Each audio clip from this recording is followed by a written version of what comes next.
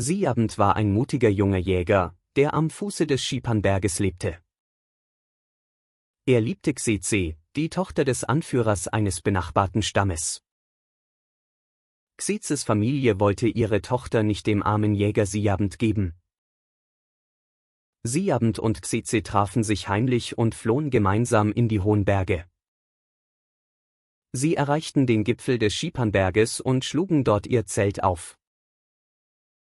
Eines Tages schlief Siabend an Xizhis Brust ein und fiel in einen tiefen Schlummer.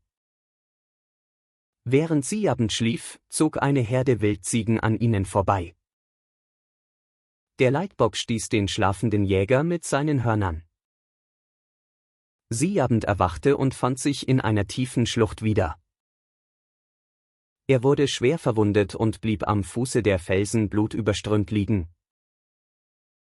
Xizhi schrie und weinte, doch ihre Hand erreichte ihren geliebten Siabend nicht. Bevor Siabend starb, sang er Xizhi ein trauriges Abschiedslied. Xizhi wollte ohne ihren Geliebten nicht weiterleben und stürzte sich vom hohen Felsen hinab.